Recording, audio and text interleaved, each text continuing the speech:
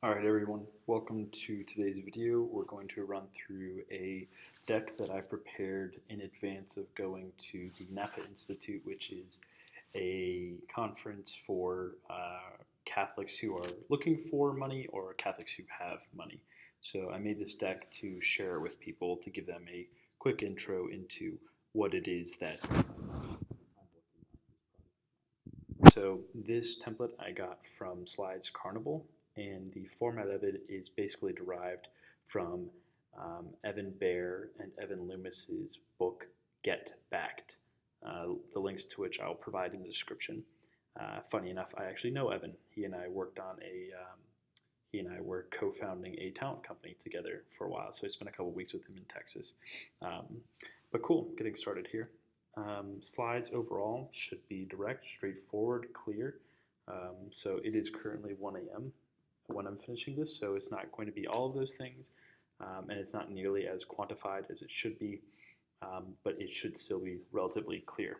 So you'll notice first that I have in the top right corner this little label so that there can't be any confusion as to what the objective of each slide is.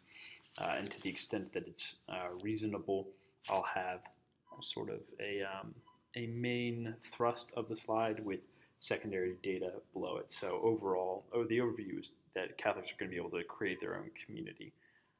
So COIN helps Catholics meet and interact by connecting all users and letting them create or join interest-based groups and events. Obviously, it's kind of vague, but it's an overview, so it'll just be there to orient them and point them in the right direction. For what it's worth, I'll use just a variation of this deck for investors. So what's the problem? Overview and then the problem. Catholics are siloed. You can see it there. I'm not going to go through the specific stuff. You can read it if you want.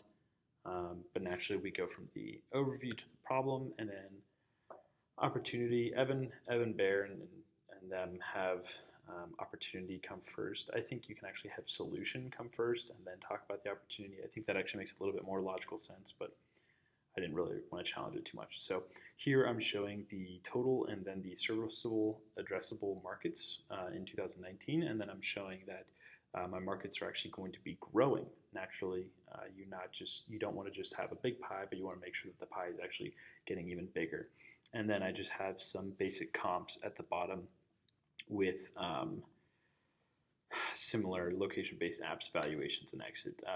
Nextdoor is currently valued at 2.1 billion, and Meetup was acquired by WeWork for 200 million. Although honestly, there's an asterisk next to the 200 million because it seems like that was actually a pretty poor acquisition, and that it's probably going to get sold here soon. So, not a very reliable metric there or comparison. Then the solution, right? So you just talked about the problem, and now you talk about the solution. I don't know why it's so grainy, but basically, and I have no idea why that just disappeared, but people will be able to click this, and then it'll take them to YouTube where I have this demo. There it is, loading for whatever odd reason. And yeah, it's just a quick 2-minute video, but it gives them a good idea of how things will work. Note that I have no technical expertise. The way that I built this prototype out was through building some wireframes through Sketch and then linking it to InVision. I've heard of some other software like ProtoPie, which apparently does a pretty good job of kind of combining those two things and is actually really good with some additional features and whatnot. But for my intents and purposes, this has been sufficient. So then, for me, this isn't included in the normal slides that Evan Baer and Evan Loomis suggest, but for me, since a lot of my strategy is in getting initial users and then focusing on account and category expansion, that is, start with thing A and then move into thing B, C, D, and E, kind of like how Amazon started with books and then began selling everything else. It's important to note that I will be expanding into these different facets. And so since it's a core aspect related to my business, I naturally wanted to make sure that it's included because it's an easy temptation to fall into thinking that your readers or your viewers are going to sort of implicitly understand everything and whatnot. There's a great quote by C.S. Lewis on writing, which goes something to the effect of, I've always found that writing is like herding sheep or something like that. Like if there's a gate open to the left or right, they'll surely go through them, which just means that unless your arguments, unless your logic is airtight, people will probably get lost and confused. Next, so like traction. So I'm pre-revenue and pre-user, so traction is kind of BS, honestly. Um, from the about 110 product market fit surveys and interviews that I've done, 84% have indicated that to be MAUs, monthly active users. I think it was like 51% would actually use it weekly. Something like 15% and 20% would use it daily and monthly. And then there was like some, I guess like, yeah, 16% that wouldn't use it monthly. 98% would tell a friend about Coin, which was super interesting that even if they themselves wouldn't be a monthly user, they would want to tell other people about it. Which how much of that is based on sort of the novelty of something well built actually being made for Catholics, or whether it's actually a value add is yet to be seen.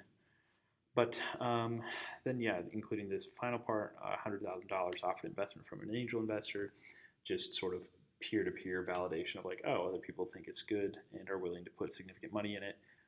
This kid must be legit, which is a nice little datum to have here, even if it actually doesn't come to fruition, because I can at least say I've had this offer, and maybe I turned it down for X, Y, Z reasons, which is especially going to be important when I go to investors and tell them that I want to raise $25,000. They'll naturally ask me why I didn't just take this $100,000, the purpose of which I think is very reasonable, which is that I didn't need that much money and I didn't want to give up that much of my company. I think those are both very reasonable, but obviously whenever you're talking about foregoing $100,000, you better be reasonable. Then you go to customers who you're actually going to be serving, and this is one place that really should be quantified, showing like the numbers of how many you're in each of these segments and yada, yada, yada. But naturally, I'm progressing from young professionals, college students, to eventually everyone else. Your competition, you want to have a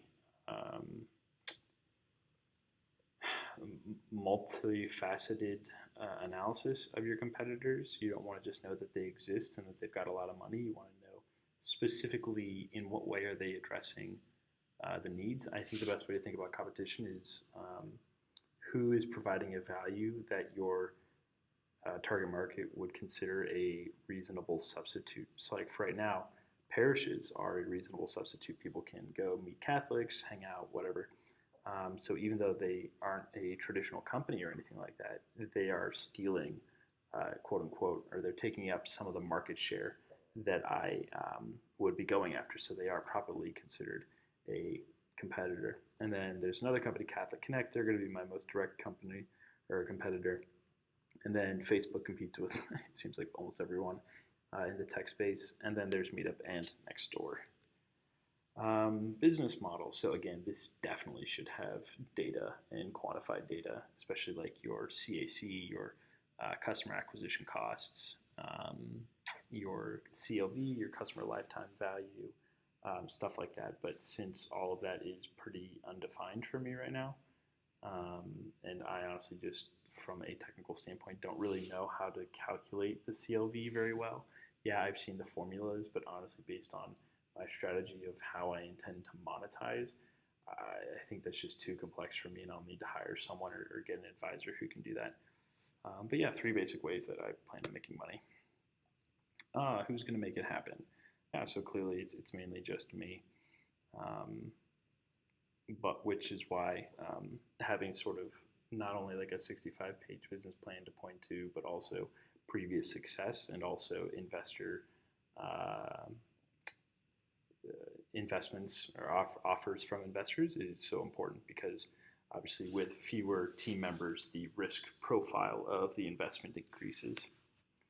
And then next steps, what are we going to do next? How much it's going to cost? How long will it take to get there? Yada, yada, yada. And then thanks. This is a deck that I'm actually using currently. Again, it's not stellar. Sure, you'd be tempted to think like, oh, the designs are pretty, so it's a good deck, but screw designs. I mean, ultimately, a smart investor, and honestly, the only type of investor you would want to work with is an investor who cares only really about the content and the arguments and the data. Someone who's swayed by designs is not going to be a good partner or a good investor. So anyway, guys, that's what I'm working on. That's what I'm using. Yeah, I'll include the links to the different stuff in the description.